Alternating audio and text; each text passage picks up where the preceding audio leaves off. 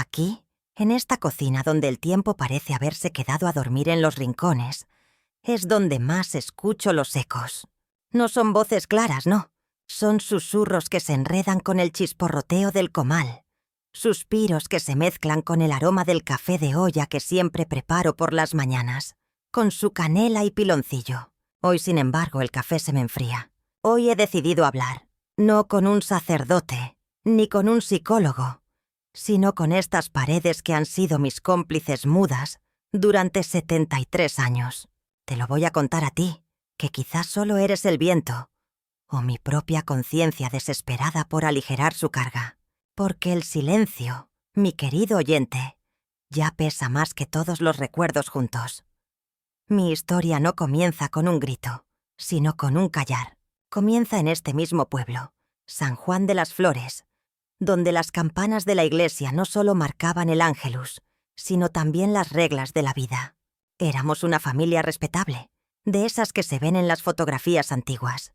Mi padre, don Roberto, con su bigote grueso y su mirada que podía partirte el alma. Mi madre, doña Esperanza, cuyo nombre era la ironía más grande que he conocido.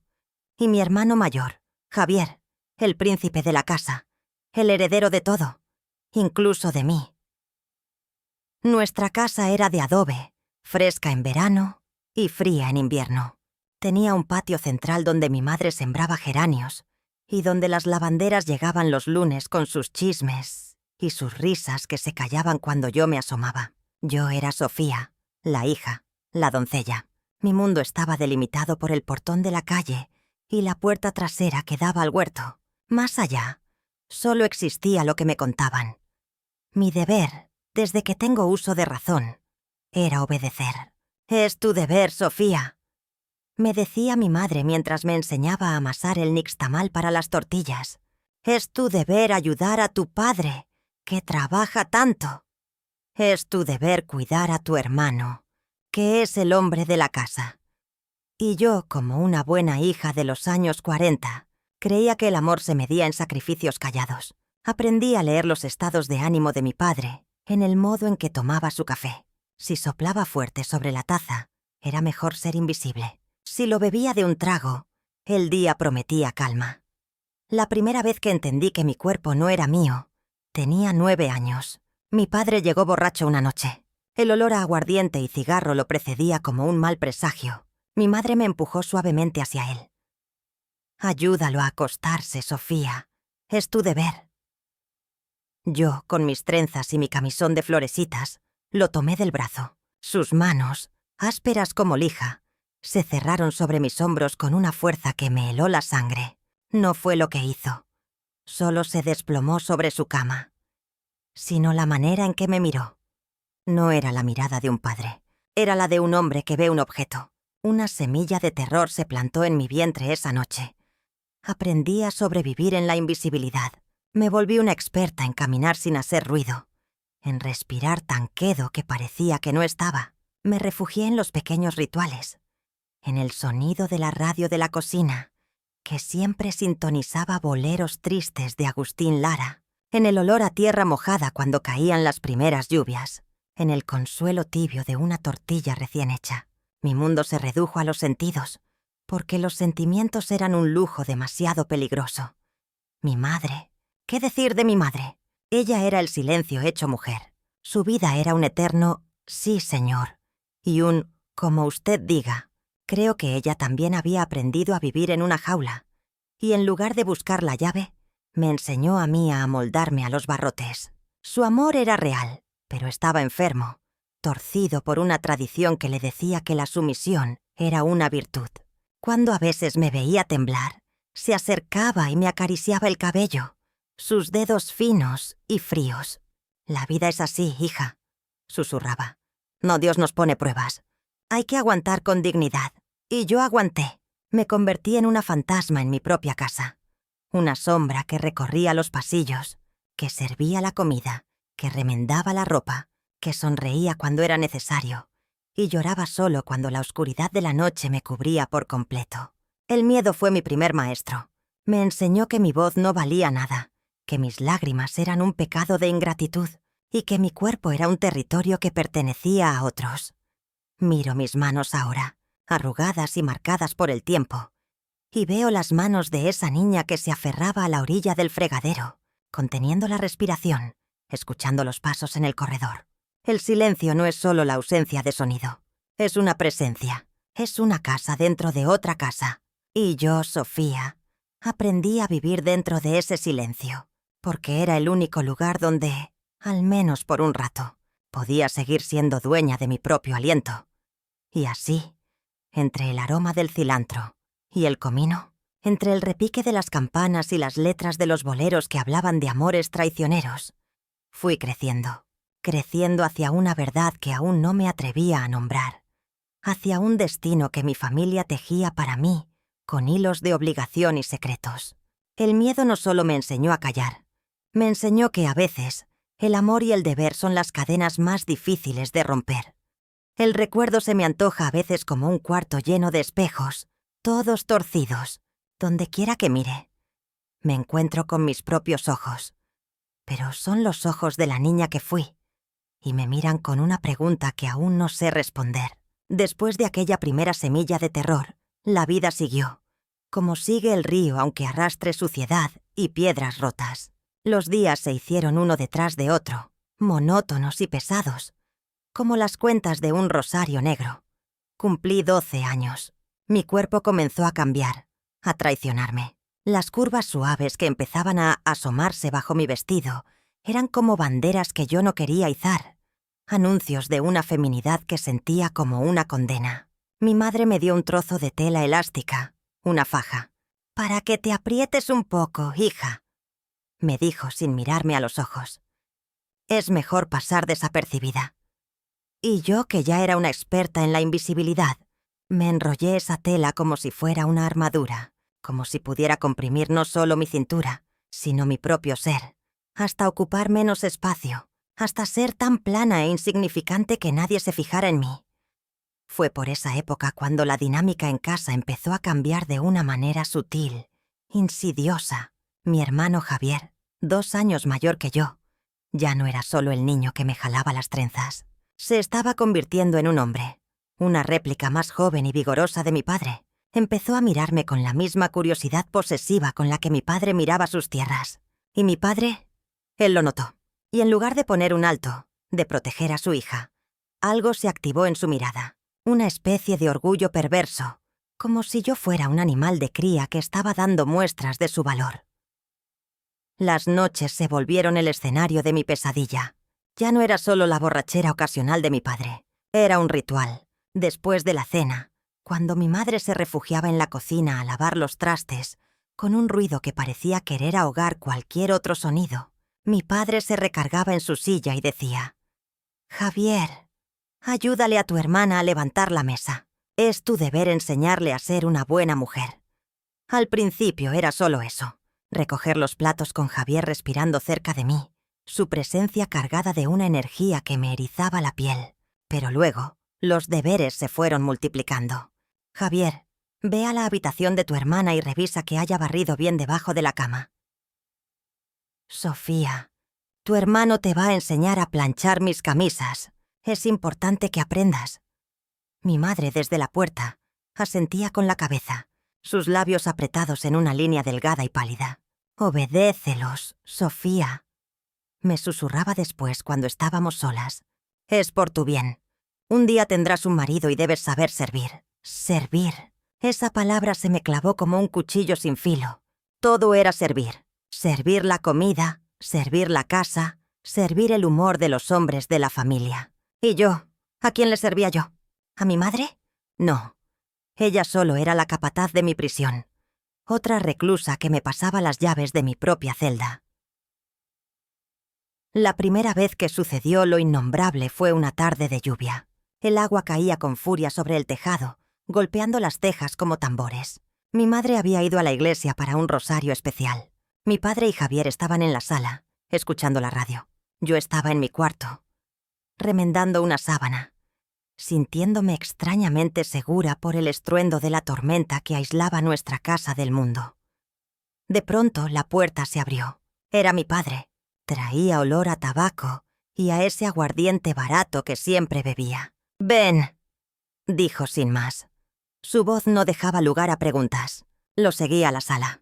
Javier estaba allí, de pie, mirando fijamente el suelo. Parecía incómodo, pero también expectante. «Tu hermano va a ser un hombre pronto», dijo mi padre, poniendo una mano pesada sobre el hombro de Javier. «Y un hombre necesita saber. Necesita entender a las mujeres». Me miró fijamente, y su mirada era un pozo sin fondo. «Tú vas a ayudarlo, Sofía. Es tu deber como hermana. Es para que no vaya por ahí con cualquiera. Para que sepa cómo es una mujer decente». El mundo se detuvo. El sonido de la lluvia se desvaneció. Solo escuchaba el latido de mi propio corazón, salvaje y aterrorizado, contra mis oídos. No dije nada. No podía. El miedo me había sellado la boca con plomo. Mi padre me tomó del brazo, no con brutalidad, sino con una autoridad absoluta, y me llevó hacia Javier. Me puso delante de él, como si yo fuera un objeto de demostración. «Mira, hijo», dijo mi padre, y su voz se volvió una lección obscena. «Así es una mujer». Javier me miró entonces, y ya no había incomodidad en sus ojos, solo una curiosidad avara y hambrienta. Su mano torpe y fría se alzó y tocó mi mejilla. Yo cerré los ojos. Me transporté lejos de allí. Me fui al patio, con los geranios de mi madre. Me fui a la cocina, con el aroma del café. Me subí a las campanas de la iglesia y me dejé mecer por su repique. Dejé mi cuerpo allí, en esa sala, bajo las manos de mi hermano y la mirada instructora de mi padre. Era solo un cascarón vacío, una muñeca de trapo.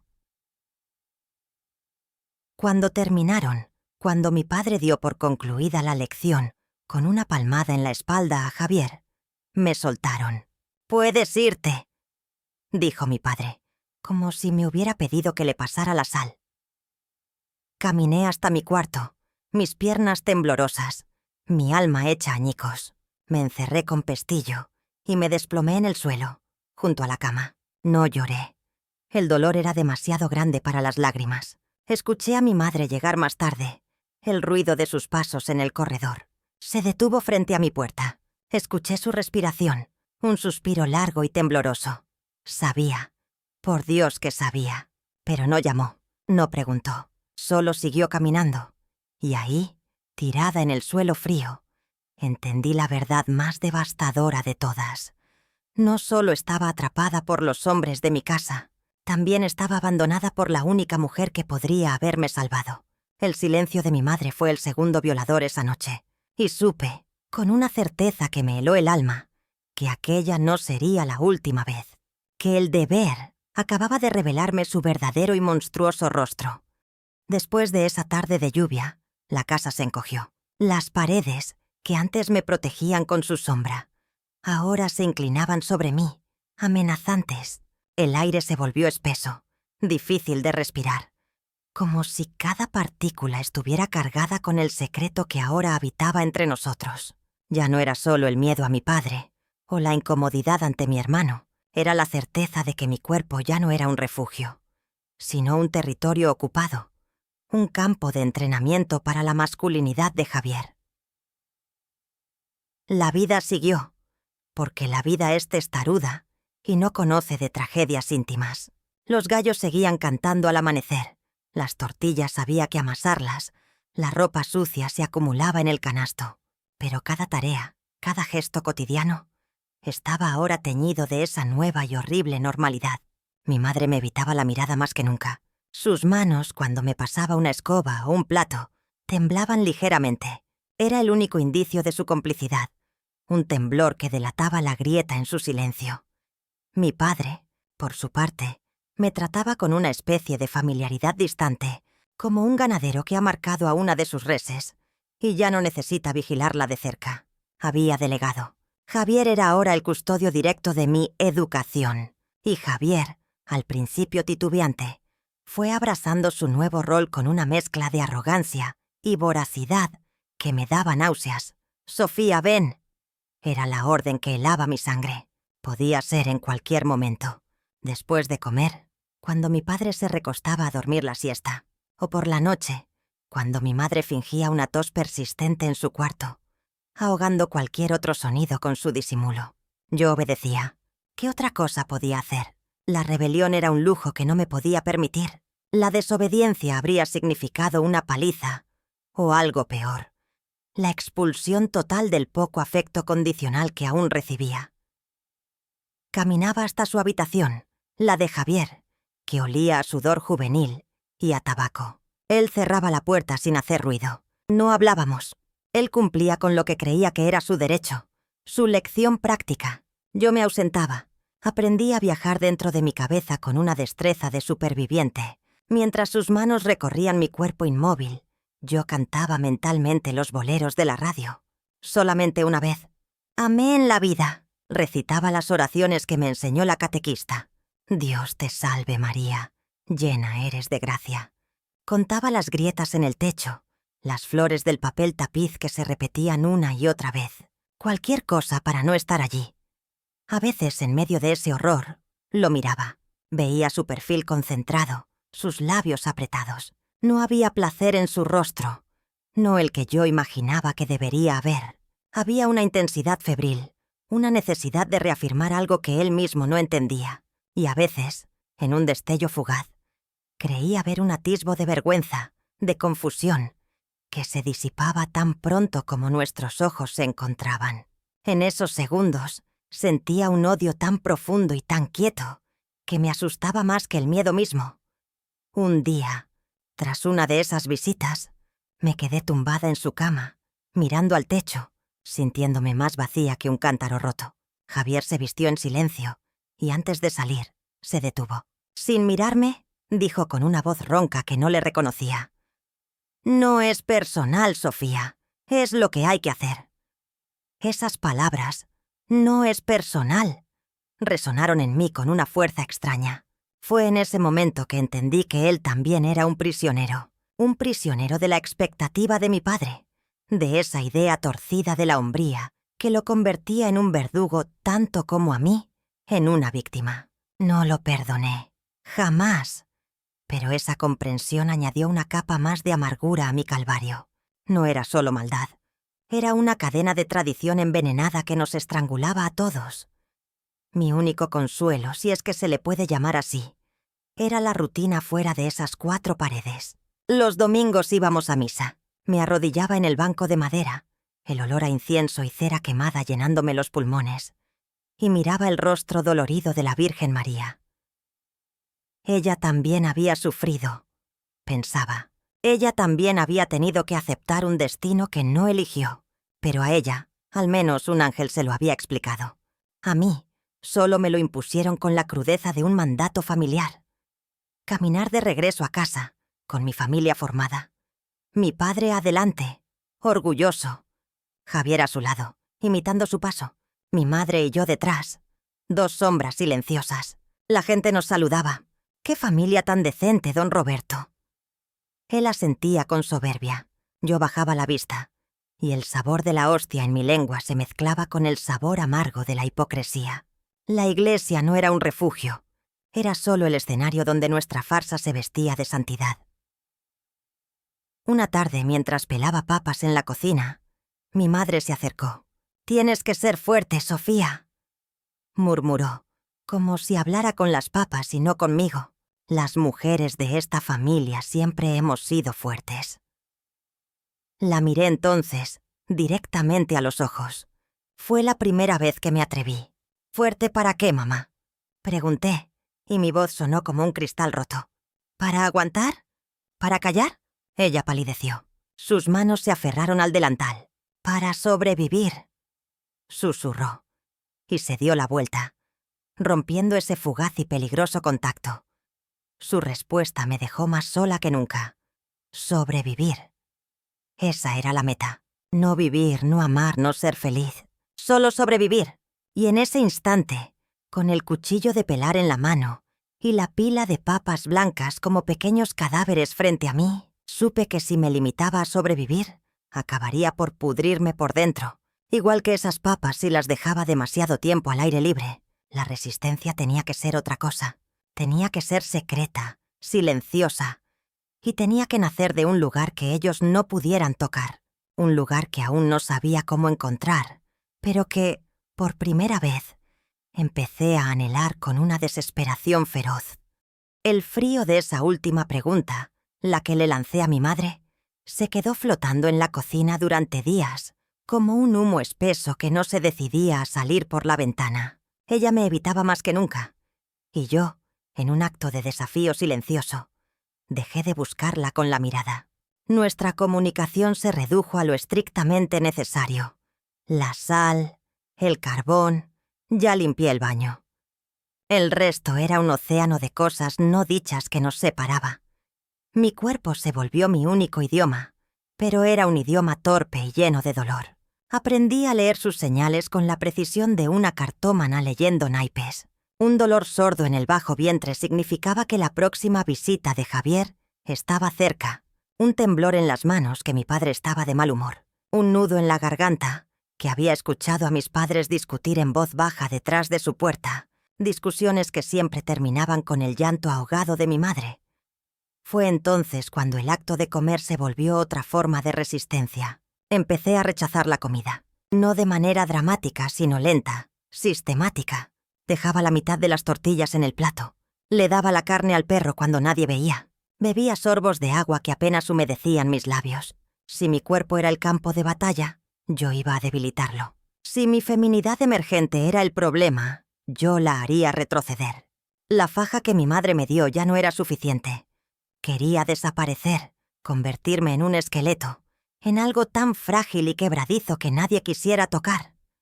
Mi plan, si se le puede llamar así, tuvo consecuencias. Me debilité. Los mareos se volvieron frecuentes. Una tarde, mientras colgaba la ropa en el patio, el mundo giró y caí de rodillas sobre la tierra húmeda. Mi madre salió corriendo de la cocina. ¡Sofía! Su grito fue genuino, lleno de un pánico que no le había oído en años. Me ayudó a levantarme. Sus manos en mis brazos delgados eran como tenazas. Me miró, y por primera vez en mucho tiempo, realmente me vio. Las ojeras moradas, las clavículas que asomaban como alas quebradas bajo la piel. «Te estás matando», me dijo, y su voz era un susurro aterrado. «¿Y qué?», respondí yo con una frialdad que me sorprendió a mí misma. «Es mi cuerpo». El impacto de mis palabras fue físico. Ella retrocedió como si la hubiera golpeado. Esa frase, «es mi cuerpo», era un idioma que ella no entendía, un concepto revolucionario y peligroso en nuestro mundo de posesiones y deberes. Esa noche me sirvió un caldo de pollo, espeso, dorado, con trozos de vegetales. Lo puso frente a mí y se sentó, cruzando los brazos, desafiándome a no comerlo. La miré a los ojos, tomé la cuchara y la dejé caer dentro del plato con un ruido sordo. No iba a ceder. Esta era mi única forma de decir no, mi única huelga. Al día siguiente mi padre se enteró. No sé qué versión le dio mi madre, pero su reacción no fue de preocupación, sino de ira.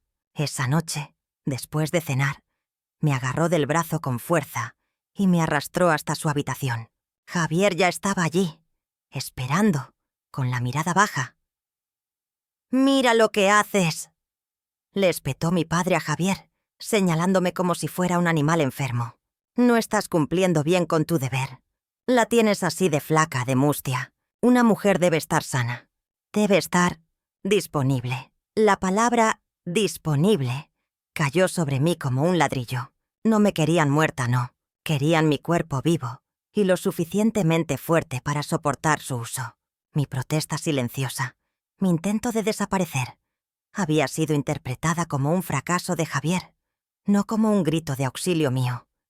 Esa noche la lección fue diferente. Fue más violenta, más frustrada. Javier, humillado por las palabras de mi padre, descargó su rabia en mí. Ya no era solo la curiosidad torpe o la obediencia a su padre. Era un castigo. Y yo, en medio del dolor, sentí un extraño y amargo triunfo. Había logrado alterar la mecánica de su abuso. Había introducido una grieta, por pequeña que fuera. Ellos podían tomar mi cuerpo, pero mi voluntad de destruirlo era mía y solo mía. Después de que se fueran, me quedé en el suelo, dolorida y magullada. pero con un fuego nuevo ardiendo en el pecho. Mi madre entró sin hacer ruido. No dijo nada. Se arrodilló a mi lado y con un paño húmedo empezó a limpiar la sangre de mi labio partido. Sus lágrimas caían en silencio, mezclándose con el agua del paño. Era la primera vez que me veía llorar por mí. No me abrazó. No me dijo lo siento. Pero esa noche, su llanto silencioso y el acto de limpiar mis heridas fue el primer y único acto de solidaridad que recibí en años. No era la salvación, ni siquiera era el fin del calvario, pero era un reconocimiento, un tebeo en el idioma del dolor compartido, y en ese gesto mínimo, en esa gota de humanidad en medio del infierno, encontré la fuerza para entender que mi lucha no era solo por desaparecer, sino por encontrar una manera de reclamar, algún día, lo que era mío, aunque no supiera cómo, ni cuándo, ni a qué costo. El llanto de mi madre esa noche fue un dique roto. No cambió nuestra realidad. No detuvo la maquinaria del abuso. Pero algo se movió en la geografía de nuestra prisión. Un entendimiento tácito, una alianza de supervivencia forjada en la culpa y la pena mutuas. A partir de entonces, ella empezó a inventar excusas para tenerme cerca, especialmente al anochecer. Sofía, ayúdame a enrollar estos hilos. Necesito que me acompañes a guardar la vajilla de los domingos. Eran tareas absurdas, prolongadas, pero creaban una tregua, un espacio de tiempo donde yo estaba a salvo, bajo su mirada vigilante. Fue en una de esas tardes, mientras rebobinaba un ovillo de hilo negro que parecía no tener fin, cuando conocí la mirada de un hombre que no era mi padre ni mi hermano. Se llamaba Lorenzo. Era el hijo del dueño de la ferretería de la plaza, y había venido a traer un taladro que mi padre había encargado. Mi madre lo atendió en la puerta, pero yo, sentada en la sala, lo vi pasar por el corredor. Nuestras miradas se encontraron por un instante, un latido apenas. No fue una mirada pesada, ni posesiva, ni llena de lástima. Fue curiosa, serena.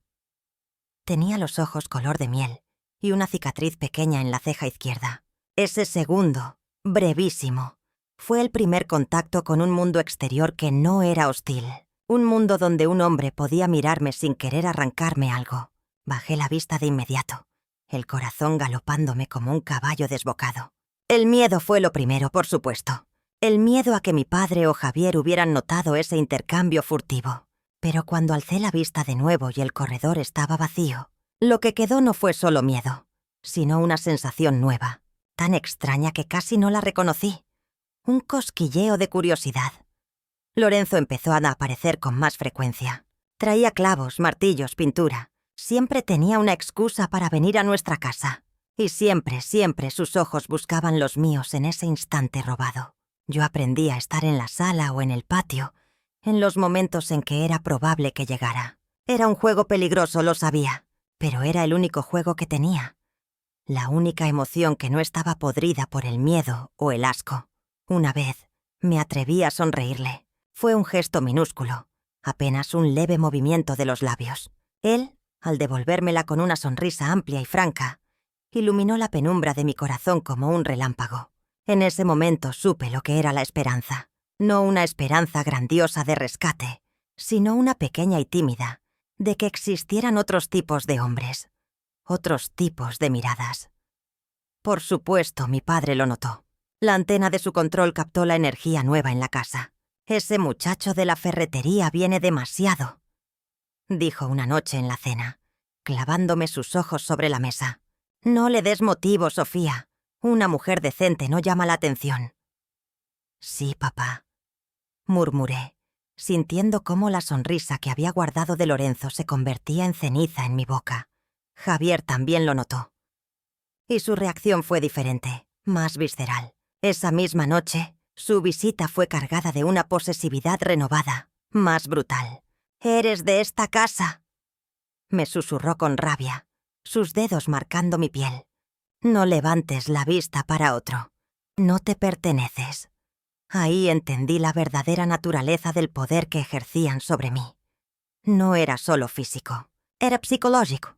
Era la creencia que me habían inculcado de que yo era una extensión de ellos, una propiedad, El interés de Lorenzo no me hizo sentir linda o deseada. Me aterró, porque significaba que mi valor, en su lógica retorcida, podía ser disminuido si alguien más lo veía. Me convertí en el objeto de celos entre mi hermano y la sombra de un hombre ajeno. Una disputa silenciosa por un territorio que yo no quería que fuera de nadie. El conflicto estalló una tarde calurosa. Lorenzo vino a cobrar una deuda. Mi padre no estaba. Mi madre, con una valentía que me sorprendió, lo invitó a pasar a la sala a esperar y me pidió que le ofreciera un vaso de agua. Fue el primer momento en que estuvimos verdaderamente solos, solo los dos, separados por unos metros de piso de mosaico. «Señorita Sofía», dijo él tomando el vaso. Sus dedos rozaron los míos. Fue un contacto eléctrico, inocente y a la vez profundamente íntimo. «Señor Lorenzo», balbucí, sintiendo que me ardía el rostro. «La he visto en la iglesia», continuó. Su voz era suave, como el rumor del río en verano. «Siempre mira usted hacia el altar con una tristeza. Hermosa». Nadie, en toda mi vida, había usado la palabra hermosa para algo relacionado conmigo, y menos para mi tristeza. Esas palabras me desarmaron. Antes de que pudiera responder, la puerta se abrió de golpe. Era Javier. Había llegado temprano y su mirada, al encontrarnos allí, se llenó de una furia homicida. «¿Qué haces aquí?», le espetó a Lorenzo plantándose entre nosotros. «Solo vine a cobrar, Javier», respondió Lorenzo poniéndose de pie. No se intimidó.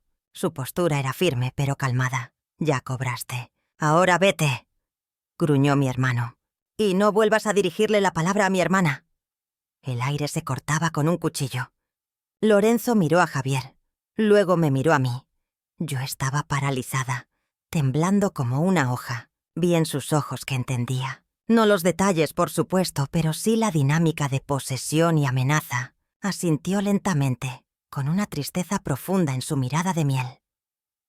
«Como usted diga», dijo, y se fue sin mirar atrás. Javier se volvió hacia mí, su rostro desencajado. «Si vuelvo a verte cerca de él», dijo cada palabra cargada de veneno. «Le digo a papá, y ya sabes lo que eso significa». Lo sabía. Significaba el fin de cualquier tregua, cualquier migaja de libertad. Esa noche, lloré no por Lorenzo, a quien apenas conocía, sino por lo que él representaba. Una puerta que se abría por un instante, solo para ser cerrada de golpe en mi cara. Aprendí entonces que el amor, o su sombra, podía ser tan peligroso como el odio, porque despertaba anhelos, y los anhelos en una prisión son la forma más cruel de tortura. Había conocido la luz, y ahora la oscuridad era aún más espesa.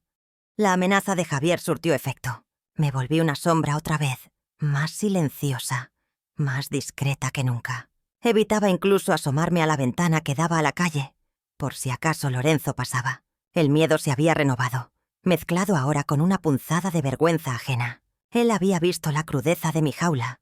Había sido testigo de la feroz posesión de mi hermano. Me avergonzaba que supiera, en alguna medida, en qué clase de infierno vivía. Pero Lorenzo no desapareció. Cambió su estrategia. Si no podía acercarse a la casa, encontró otras formas. Los domingos, en la misa de 12, yo siempre me sentaba en el mismo banco, cerca de la imagen de la Virgen Dolorosa. Él empezó a sentarse en el banco de atrás. No me hablaba, no me miraba directamente, pero sentía su presencia a mis espaldas como un calor constante, una promesa silenciosa. A veces, al salir, al pasar por la puerta estrecha de la iglesia, su mano rozaba la mía en el gentío. Era un contacto fugaz, un mensaje en código Morse que solo mi piel entendía. «Sigo aquí». Una tarde mi madre volvió del mercado con un pequeño paquete. «Para ti», me dijo con una expresión que no supe descifrar. Dentro había un pequeño libro de poemas de Amado Nervo, viejo, y con las páginas amarillentas. Lo abrí, y en la primera página había una frase escrita con una letra pulcra y firme que no era de mi madre. «Para la tristeza hermosa». Mi corazón dio un vuelco. Lo había conseguido a través de ella. Mi madre, la guardiana del silencio, se había convertido en cómplice de este delito de esperanza. No dije nada. Ella tampoco. Pero a partir de ese día, un nuevo canal de comunicación se abrió entre Lorenzo y yo. Mi madre era nuestro puente clandestino. Le llevaba mis respuestas, brevísimas, escritas en trocitos de papel que escondía en el dobladillo de su bolsa del mandado. Gracias. Tenga cuidado. Lo sé. Eran migajas, pero para mí eran un festín. Era la primera vez que tenía un secreto que no era de dolor, sino de algo parecido a la ternura. Esta frágil conexión no podía durar. Mi padre, con su instinto de buitre, olió el cambio en el aire. Notó la nueva luz en los ojos de mi madre, la tensión diferente en mis silencios. Una noche, después de que mi madre y yo intercambiamos una mirada demasiado larga sobre la cena, estalló. ¿Qué traman?, preguntó, dejando el tenedor con un golpe seco. Nada, Roberto, dijo mi madre, pero su voz sonó débil, quebradiza. Mienten, rugió levantándose. Su sombra se proyectó enorme en la pared. Agarró a mi madre del brazo. ¿Es ese mocoso de la ferretería? ¿Le estás haciendo de alcahueta a mi hija? El mundo se detuvo. Javier observaba, con una mezcla de satisfacción y resentimiento. Mi madre, pálida como la muerte, no respondió. Mi padre la soltó con desprecio y se acercó a mí. Su aliento, cargado de café y rencor, me golpeó el rostro. Tú, dijo, señalándome con un dedo acusador. ¿Crees que alguien te va a querer? Eres usada, Sofía. Estropeada. ¿Qué hombre decente querría a una mujer que ha estado con su propio hermano? Eres de aquí. Esta es tu casa, tu familia, tu deber. Lo único que eres buena es para esto. Sus palabras no fueron un golpe. Fueron un derrumbe. Fue la primera vez que alguien ponía en palabras, de manera tan cruda y brutal, la verdad que yo cargaba como una lepra en el alma. Estropeada. La palabra resonó en mi cabeza, envenenando todo. ¿Estropeada? ¿Eso era yo? ¿Una cosa dañada, de segunda mano, indigna de un amor verdadero? La vergüenza que sentí en ese momento fue tan absoluta que me hizo desear morir. Había logrado mantener, en un rincón secreto de mi corazón, una chispa de dignidad. Él la apagó con un soplido. Esa noche no hubo visita de Javier. Mi padre decretó un castigo peor. El silencio total. Ni él, ni mi madre, ni Javier me dirigieron la palabra en días. Me convertí en un fantasma para todos, incluso para mí misma. Las palabras de mi padre se habían incrustado en mi ser. Estropeada. ¿Cómo podría Lorenzo, o cualquier hombre, mirarme sin ver la suciedad que ellos habían puesto en mí? El pequeño libro de poemas lo escondí bajo una tabla suelta del piso de mi cuarto. Ya no podía leerlo. Cada palabra de amor, de belleza, me parecía una burla. Mi madre intentó una vez acercarse. Sofía, comenzó. Pero yo me di la vuelta. No podía perdonarla por haber sido parte de esto, por haber permitido que me convirtieran en esto. La promesa de Lorenzo se desvaneció, ahogada por la sombra de la verdad de mi padre.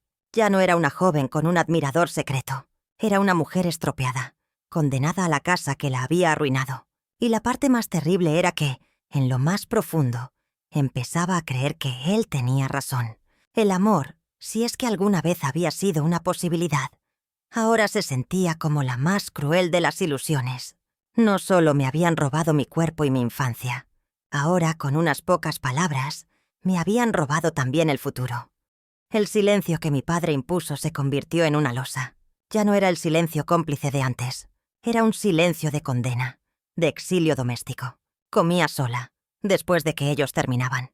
Caminaba por la casa sintiendo que mis pasos no dejaban huella en el aire inmóvil. Hasta el sonido de la radio, esos boleros que antes eran mi refugio, me eran negados. Mi padre decía que mi mala actitud no merecía distracciones. Mi madre intentaba, con gestos torpes, romper el hielo. Me dejaba un pedazo de pan dulce junto a la cama, o arreglaba mi almohada cuando yo no estaba en la habitación. Pero yo ya no podía aceptar sus migajas de consuelo. Su complicidad, ahora expuesta y verbalizada por mi padre, había sellado mi sentencia. Estropeada. Esa palabra era el eco que resonaba en cada rincón, en cada mirada que evitaba la mía. Fue en medio de ese aislamiento absoluto cuando mi cuerpo, una vez más, se reveló con su propio lenguaje. El mareo constante se volvió náusea matutina. El olor del café, que siempre había sido un consuelo, me provocaba arcadas. Mi período, que había sido irregular desde mi desnutrición, no llegó. Una tarde, mientras colgaba unas sábanas en el patio, el mundo giró y tuve que apoyarme contra la pared, con un sudor frío empapándome la frente. Mi madre me encontró allí, jadeante, con el rostro verdoso. Me miró, y en sus ojos no hubo sorpresa, sino un pánico resignado, antiguo. Me tomó del brazo con una firmeza que no esperaba y me llevó a su cuarto, lejos de las orejas de mi padre y Javier. «¿Cuándo fue tu última regla?», preguntó, su voz un susurro urgente. No respondí. No hacía falta. Mi silencio fue la confirmación. Ella cerró los ojos como si recibiera un golpe. «Dios mío», respiró. «Estás embarazada». La palabra cayó entre nosotras como una bomba que supiéramos que iba a estallar tarde o temprano. Embarazada. No era una enfermedad, no era un mareo. Era una consecuencia, la evidencia física, imposible de ocultar, de todo lo que había sucedido en la oscuridad de esa casa. Y en el vientre de una soltera, en un pueblo como el nuestro, no era un bebé. Era un escándalo. Una vergüenza pública que mancharía el nombre de don Roberto para siempre. Por primera vez, vi un destello de algo parecido al valor en los ojos de mi madre. No era por mí, lo supe de inmediato. Era por él, por su reputación. «Tu padre no puede enterarse», dijo agarrando mis manos con fuerza. «No todavía. Tenemos que resolver esto». «¿Resolver?», pregunté atónita. ¿Qué había que resolver? La evidencia crecía dentro de mí, minuto a minuto. Ella no respondió. Esa tarde, salió con la excusa de ir a rezar el rosario y volvió con un frasco de vidrio oscuro. «Es una infusión», me dijo calentando agua en la cocina mientras yo temblaba sentada en la mesa. «La hermana de la lavandera. Ella sabe de estas cosas. Te va a doler, pero va a solucionar el problema». Miré el líquido amargo que humeaba en la taza. Solucionar el problema. Así le llamaban. Yo no era una mujer con un hijo en el vientre. Era un problema que required una solución. Y la solución era matar la evidencia. Matar esa pequeña vida que, aunque concebida en horror, era parte de mí. Tomé la taza. Mis manos no temblaban. Sentía una calma extraña, gélida. Iba a beberme la vergüenza de mi padre. Iba a beberme el secreto de mi hermano. Iba a beberme mi propio cuerpo envenenado. Llevé la taza a mis labios.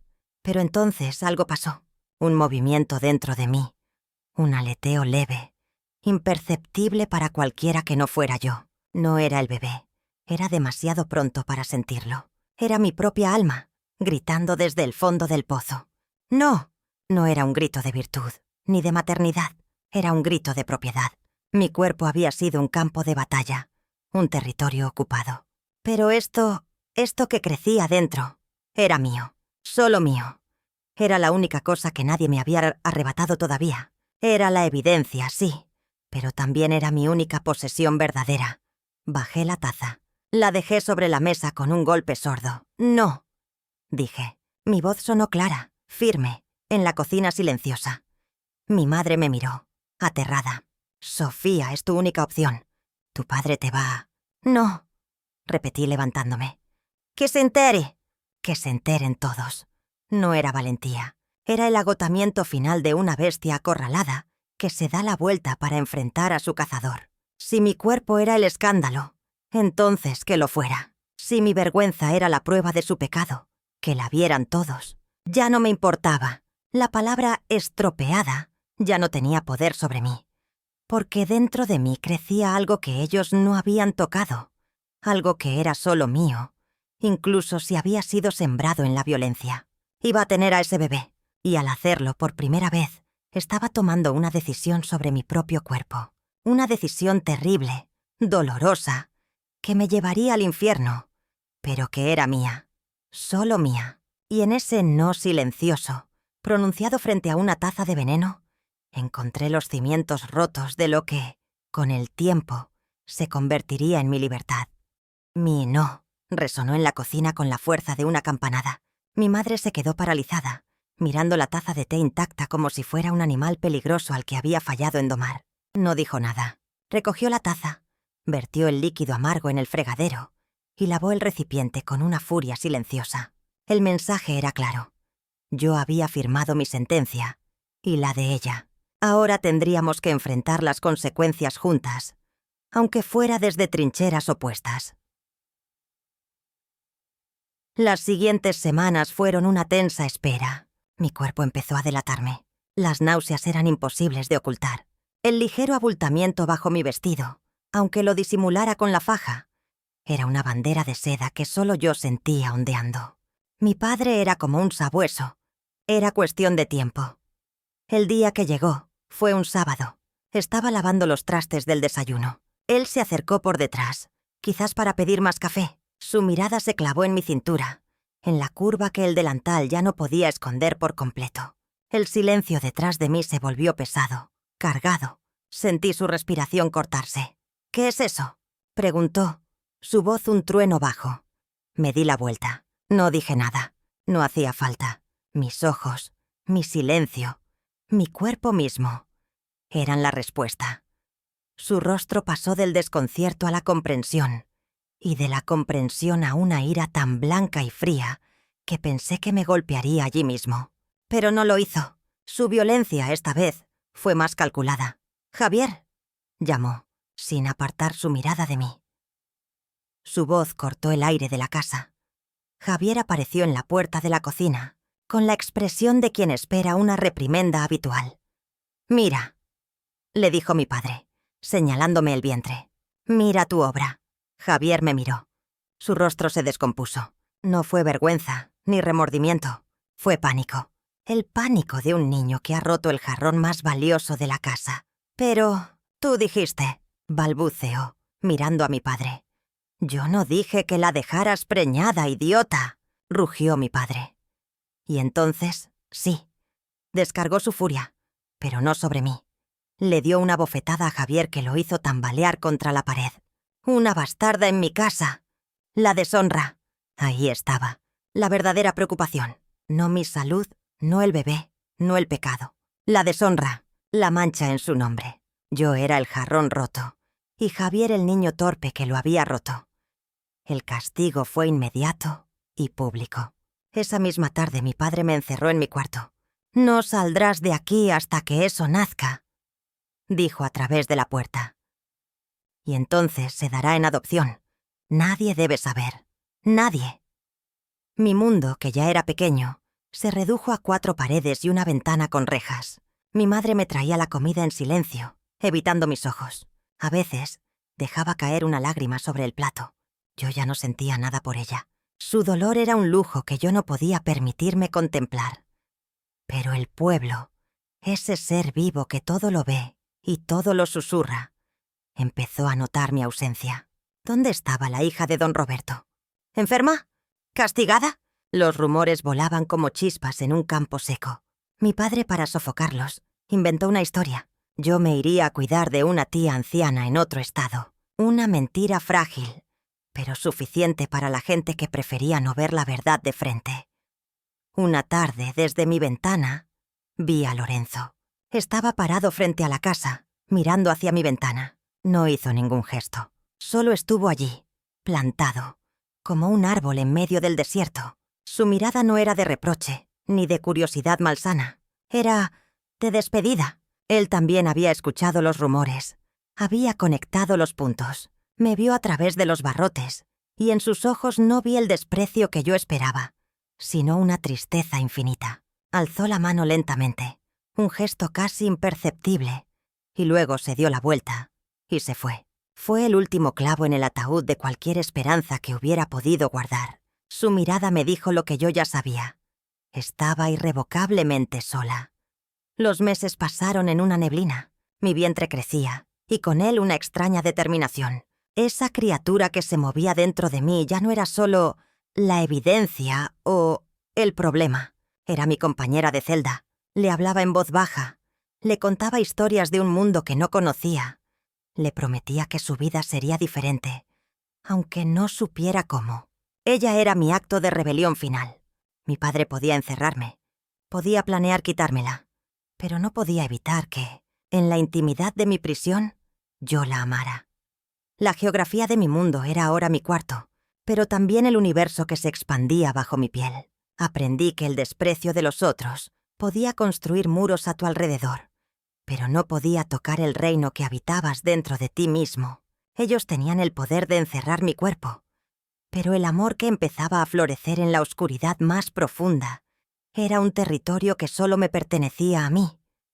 Y en ese pequeño y frágil reino encontré la fuerza para no romperme del todo. El 9º mes llegó con un calor opresivo que se colaba por entre los barrotes de mi ventana. Mi cuerpo era un territorio extraño, pesado, habitado. Los movimientos dentro de mí ya no eran aleteos leves, sino patadas firmes, giros incómodos, que me recordaban que pronto, muy pronto, la soledad de mi encierro tendría un fin y un comienzo a la vez.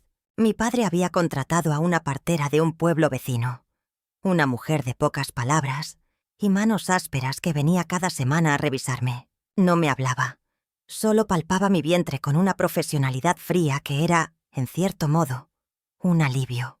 No quería su compasión ni su curiosidad, solo quería que todo terminara. Mi madre había construido un muro a su alrededor más alto que el mío. Cumplía con traerme la comida, con limpiar mi cuarto, pero era como un autómata. Sus ojos, antes llenos de un dolor líquido, ahora estaban secos y vacíos. Había quemado el último puente entre nosotras el día que me ofreció la infusión. Ahora solo éramos dos fantasmas coexistiendo en la misma casa maldita. A veces, en la noche, escuchaba sollozar a mi padre en su habitación. No eran lágrimas de arrepentimiento, estoy segura, sino de rabia impotente. Su plan perfecto de control se había quebrado con la biología más básica, y su honor se balanceaba sobre el frágil hilo del secreto. La noche del parto llegó con un dolor que me desgarró desde adentro.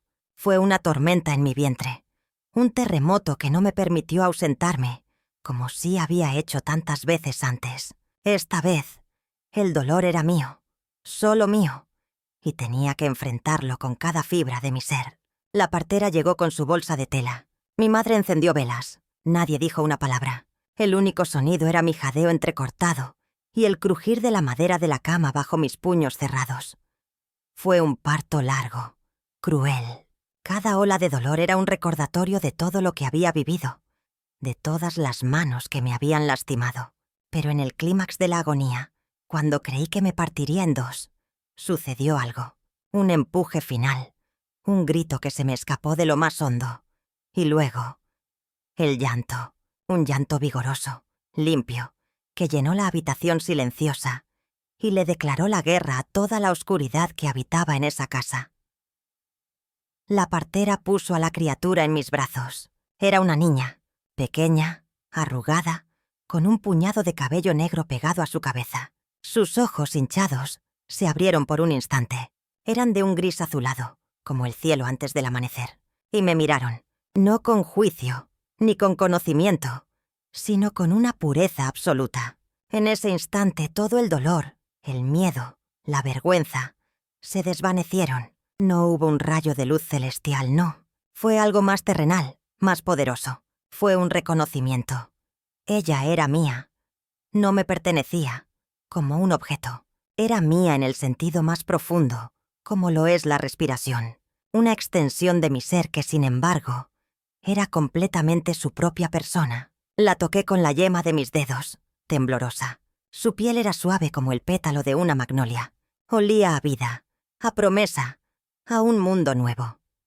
Mi madre, al verla, se llevó una mano a la boca. Un sollozo se escapó de entre sus dedos. Por un momento creí ver en sus ojos el destello de la abuela que pudo haber sido. Pero entonces la puerta se abrió. Mi padre estaba allí, en el marco, su figura llenando el espacio. Su mirada no se posó en mí, ni en la bebé. Miró a la partera. «¿Está sana?», preguntó con la voz ronca. «Sí, don Roberto. Una niña sana. Bien», dijo. «Llévatela». Esas dos palabras me congelaron el alma. Llévatela. Como si fuera un paquete, un animalito no deseado. «No», dije, y mi voz sonó ronca. pero firme, aferré a mi hija contra mi pecho. No se la llevará. Mi padre me miró por primera vez desde que había entrado. Su desprecio era tan tangible que podía sentirlo en la piel. No es tuya para decidir, Sofía. Es una bastarda, una mancha. Se irá a un orfanato y nadie sabrá nada. Es mi hija, insistí, y las lágrimas empezaron a caer por fin, calientes, mezclándose con el sudor de mi frente. Mi sangre. Fue entonces cuando mi madre hizo algo que nunca hubiera imaginado. Se interpuso entre mi padre y yo. No era un gesto dramático, sino pequeño, tembloroso. «Roberto», dijo, su voz apenas un hilo. «No podemos». «¿Qué?» Su voz era un rugido. Es nuestra sangre también». El silencio que siguió fue más elocuente que cualquier grito. Mi padre la miró como si la viera por primera vez. La partera, incómoda, empezó a recoger sus cosas. Yo, con mi hija en brazos, sentí que una grieta se abría en el muro de la prisión. Era pequeña, apenas un resquicio, pero por ella se colaba una posibilidad. Mi padre no dijo nada más. Dio media vuelta y se fue, cerrando la puerta con un golpe seco. La partera nos dejó solas, a mi madre, a mi hija y a mí. Mi madre se acercó a la cama, extendió una mano y, con la yema del dedo, acarició la mejilla de la bebé. «Se parece a ti», susurró. «Cuando eras pequeña». No fue una reconciliación.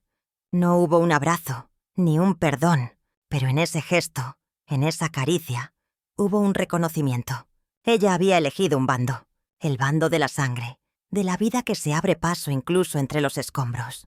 No me devolvió mi infancia, ni mi inocencia, pero me dio una aliada, y en la guerra silenciosa que se avecinaba, esa alianza frágil y temblorosa era el único ejército con el que contaba. Mi hija Luz durmió en mis brazos. Afuera, el mundo seguía girando, pero dentro de esa habitación, 3 generaciones de mujeres, marcadas por el mismo dolor, empezaban, sin saberlo, a tejer un nuevo destino.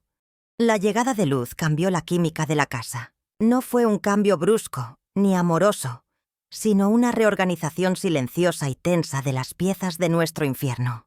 Mi padre no volvió a dirigirme la palabra. Mi existencia, y la de la bebé, eran una afrenta que toleraba a regañadientes, como una mancha imposible de limpiar. Javier se había vuelto una sombra. Se escurría por los pasillos, evitando encontrarse conmigo, con la culpa pegada a la piel como un mal olor. La casa era ahora un campo de batalla frío, donde la única trinchera caliente era mi cuarto, con Luz en el centro. Mi madre, sorprendentemente, se convirtió en una aliada tácita. Era ella quien se encargaba de conseguir la leche, quien lavaba los pañales y quien se sentaba conmigo en las largas tardes a mecer a la niña. No hablábamos del pasado, no mencionábamos a mi padre ni a Javier. Nuestra conversación era Luz. Si había dormido bien, si el hipo se le iba a pasar, si ese sonido era un arrullo o un llanto. Ella era nuestro territorio neutral, el único tema seguro en un mundo de palabras cargadas de dinamita. Una tarde, mientras mi madre me echaba a Luz en sus brazos, la vi mirar fijamente a la niña. Sus ojos se llenaron de lágrimas que no derramó. «Tiene sus ojos», murmuró, casi para sí misma. «¿De quién?», pregunté, aunque en el fondo ya sabía la respuesta. Ella no contestó, solo sacudió la cabeza, negándose a nombrar a su propio hijo, el padre de mi hija, en voz alta. Era el tabú supremo. Podíamos vivir con la consecuencia, pero no podíamos nombrar la causa. Fue en ese momento que entendí el poder de los silencios, no solo el mío, sino los de ellos. El silencio de mi padre era su castigo y su vergüenza. El silencio de Javier, su culpa. El silencio de mi madre, su complicidad y su arrepentimiento. Y el mío había empezado como supervivencia, pero ahora se transformaba en otra cosa. Era una elección. Decidí que nunca le diría a Luz la verdad, que ella nunca cargaría con el peso de saber que su padre era también su tío, que su concepción fue un acto de violencia familiar. Esa sería mi cruz, no la suya. Le daría un origen de niebla, un padre desconocido, un soldado que pasó por el pueblo Cualquier cosa menos la verdad monstruosa. Luz creció. Pasó de ser un bebé a una niña que gateaba por el piso de mi cuarto, que se aferraba a mis piernas para ponerse de pie. Su risa era un cascabel de plata que rompía el silencio sepulcral de la casa. Mi padre, en raras ocasiones en que la veía en el pasillo, la miraba con una expresión que no era ni amor ni odio, sino una especie de asombro incómodo, como si no supiera qué hacer con un ser que era, al mismo tiempo, su nieta y el recordatorio viviente de su fracaso como hombre y como padre. Un día, Luz, que ya empezaba a balbucear, señaló un retrato familiar en la pared. Era una foto antigua, con Javier de niño, de tal vez 10 años. ¿Quién?, preguntó con su vocecita clara. Mi madre y yo nos miramos. El aire se enrareció. «Es tu tío», dijo mi madre al fin, con la voz tensa. «No vive aquí. ¿Por qué?» «Se fue», contesté yo tomando a Luz en brazos. «Muy lejos». Era la primera mentira piadosa de muchas. La primera capa de la historia que construiría para protegerla. Al decirla sentí un dolor agudo. No por la mentira en sí, sino por lo que representaba. La perpetuación del silencio. Pero era un silencio diferente. Ya no era el silencio del miedo o la sumisión. Era el silencio de la protección. Un acto de amor feroz y desesperado. Estaba usando las mismas herramientas que me habían oprimido. El secreto, la omisión. Pero con una intención opuesta. No para encubrir una vergüenza, sino para construir un refugio. Esas palabras, «es tu tío», «se fue», marcaron un antes y un después. Comprendí que la verdad no siempre es liberadora. A veces es un veneno que no todos están preparados para beber. Mi deber ya no era aguantar ni sobrevivir. Mi nuevo deber, el que yo elegía, era criar a Luz en un mundo donde ella se sintiera amada y segura, incluso si ese mundo estaba construido sobre los cimientos de una mentira necesaria. El peso de la verdad era mío, y solo mío. Y en llevar esa carga en solitario, encontré una fuerza que no sabía que tenía. La fuerza de una madre que decide qué historias merecen ser contadas y cuáles deben ser enterradas para siempre, como un hueso en el patio, para que el jardín de su hija pueda florecer sin la sombra de la podredumbre. Luz creció como una enredadera tenaz en medio de las ruinas. A sus 5 años, era una explosión de preguntas y risas, un terremoto de trenzas sueltas y rodillas raspadas que desafiaba la solemnidad lúgubre de la casa. Mi padre había cedido sin decirlo un pequeño espacio del patio para que ella jugara.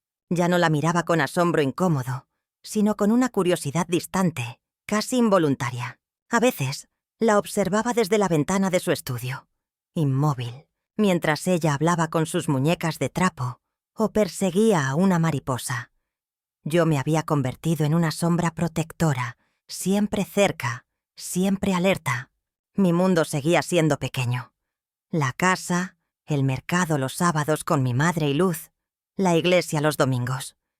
Pero ahora tenía un propósito que lo llenaba todo. Ella.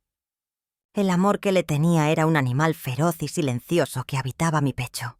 No era el amor dulce de las canciones.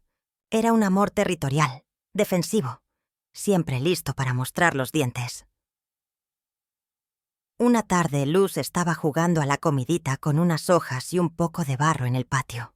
Yo cosía cerca, bajo la sombra del mezquite. De pronto, Javier, que ahora era un hombre hosco y que casi nunca estaba en casa, entró por el portón. Traía el olor a polvo y cerveza de la cantina. Luz, al verlo, se levantó y corrió hacia él con la inocencia atroz de los niños. «¡Tío! ¡Tío!», gritó mostrándole un pastel de lodo. «Te hice un pastel». Javier se detuvo en seco. La miró.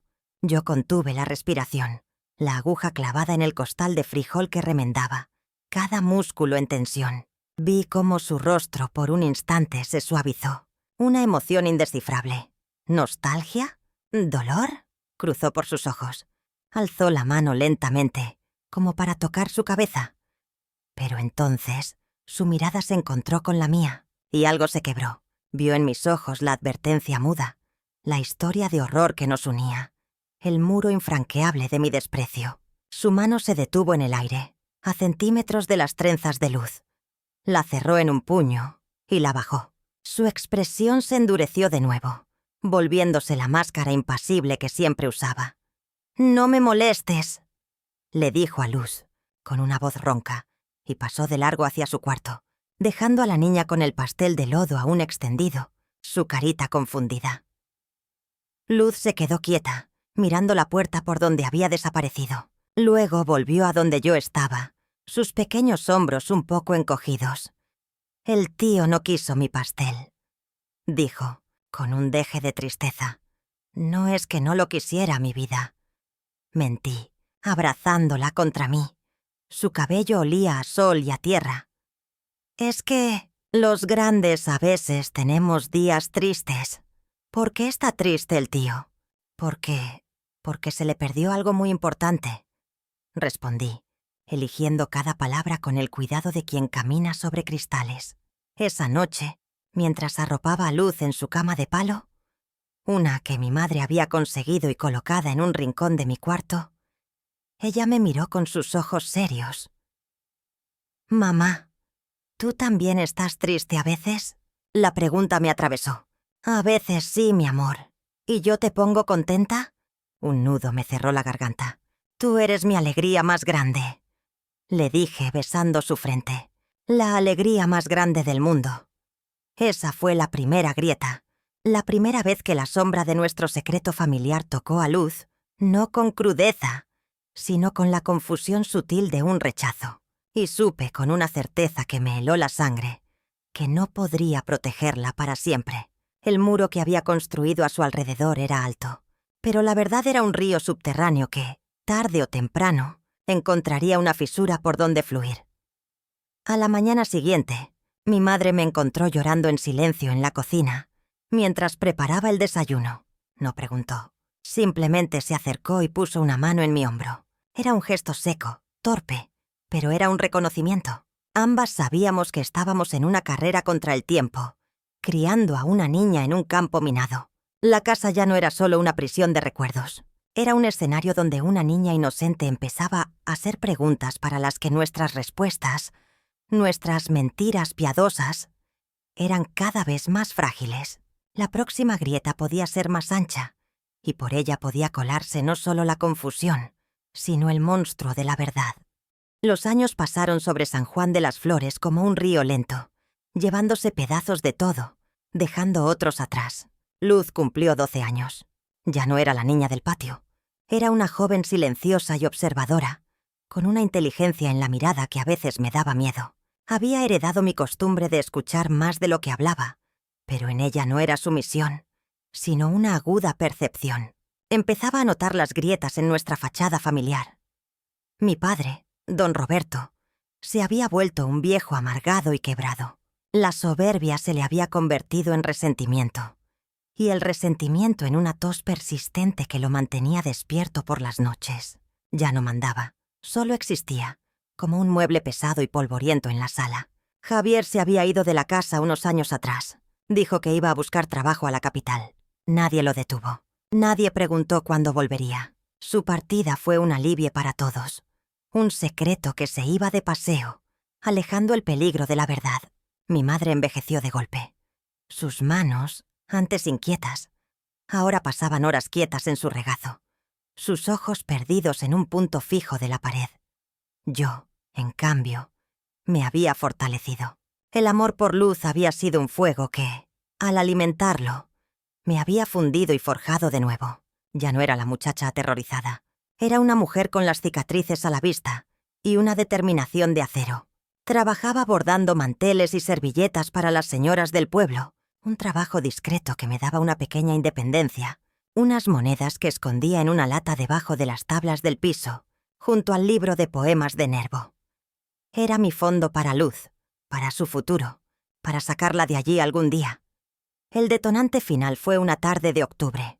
El olor a cempasúchil empezaba a impregnar el aire, anunciando el Día de Muertos. Luz y yo estábamos en el patio, limpiando unas fotos viejas para ponerlas en el altar. Encontramos una de cuando yo era niña, de tal vez 7 años. Estaba sentada en los escalones de la casa, con un vestido blanco, mirando a la cámara con una sonrisa tímida, llena de una esperanza que me partió el alma al verla. Luz la tomó entre sus manos. «Eras tan linda, mamá», dijo. Luego frunció el ceño. ¿Qué pasó? ¿Qué pasó con qué, hija? Con tu sonrisa. En las fotos de ahora ya no sonríes así. Sus palabras, simples y directas, me dejaron sin aliento. ¿Cómo explicarle que a esa niña se le había robado el mundo? ¿Cómo decirle que la esperanza es un lujo que no todas pueden permitirse? Me limité a encoger los hombros. La vida pasa, Luz. Uno crece. Ella no se conformó.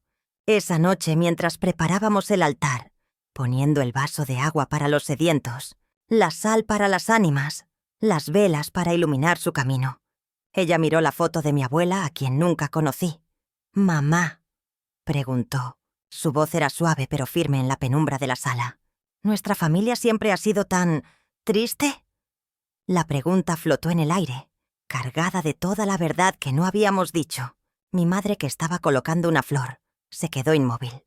Yo sentí el peso de los años, de los silencios, de los secretos, aplastándome. Miré a mi hija, a sus ojos grises que me exigían una respuesta, y supe que ya no podía seguir construyendo su vida sobre la arena movediza de mis mentiras. Ella se merecía más. Se merecía la verdad, por dura que fuera. No toda, no aún, pero un fragmento. Una piedra fundamental sobre la que ella pudiera entender el mundo en el que había crecido. «No siempre, Luz», respondí. Mi voz sonó ronca. Las familias a veces cargan con dolores muy grandes, dolores que no se cuentan, pero que se sienten en el aire, como un frío. Ella me miró, esperando más. Mi madre me miró también, con una expresión de pánico. Pero yo ya había decidido. No podía darle la verdad completa, esa que la destruiría, pero podía darle una versión que le permitiera entender la tristeza que nos rodeaba. «Esta casa», continué, eligiendo las palabras con el cuidado de un joyero, «ha visto mucho dolor. Tu abuelo era un hombre de carácter fuerte, y tu abuela y yo tuvimos que aprender a ser fuertes también. A veces, la fuerza se parece mucho a la tristeza. Era una verdad a medias, una sombra de la sombra, pero era un comienzo. Era el primer hueso que desenterraba del patio. No el más grande ni el más podrido, pero sí uno que empezaba a explicar la geografía de nuestro dolor». Luz asintió lentamente, sin entender del todo, pero aceptando la ofrenda de honestidad. Esa noche, al acostarla, me abrazó con más fuerza de la habitual. «Yo te ayudo a ser feliz, mamá», susurró antes de dormirse, y yo, al oírla, supe que la herencia que yo le dejaría no sería la del silencio y la sumisión, sería la de la fuerza que nace del dolor, la de la verdad que, aunque duela, nos permite seguir en pie. El peso de la herencia ya no era solo una carga, era una elección, y yo estaba decidida a elegir para ella un futuro diferente, incluso si para ello tenía que remover los cimientos del pasado. Hoy, el café de olla está frío, como les decía al principio. Ya no importa. Lo que importa es que la historia está aquí, tendida entre nosotros, como un mantel viejo y lavado, con sus manchas y sus roturas a la vista. Luz ya es una mujer, con canas propias y una hija que ahora vive en otra ciudad, una nieta que creció sin el peso de estos muros. Se fue de San Juan de las Flores, estudió, tuvo una vida que yo ni en mis sueños más osados pude imaginar para mí. Eso, para mí, fue la victoria más grande. Mi padre murió hace décadas, con su tos y su amargura, sin haber pedido perdón, sin haber reconocido nada. Se fue como vivió, creyendo que el mundo le debaba algo. Javier, nunca supimos más de él. Se lo tragó la capital, y con él, el último testigo incómodo. Mi madre se fue serenamente, una tarde de domingo, mientras dormía la siesta. En sus últimos años a veces me tomaba la mano y me decía: «Lo siento, hija mía, por todo». No eran grandes disculpas, pero fueron lo único que pudo darme. Las acepté, porque el rencor es una carga demasiado pesada para una vida entera. Y yo me quedé aquí, en esta casa que fue mi infierno, y luego mi fortaleza. La heredé, irónicamente. La fui arreglando poco a poco. Pinté las paredes de colores. Abrí las ventanas de par en par. Donde antes había sombras, ahora hay macetas con geranios. Donde antes resonaban los pasos de mi padre, ahora solo se escucha el canto de los gorriones. Los fantasmas con el tiempo se fueron, o quizá yo aprendí a vivir con ellos sin tenerles miedo. Hace unos años, cuando Luz me preguntó, ya con la franqueza de la adultez, por su padre, le di la verdad que podía soportar. Le dije que fue una relación imposible, marcada por el dolor, con un hombre que no pudo estar en su vida. Le dije que ella era hija del amor más grande que yo pude concebir, en medio de la oscuridad.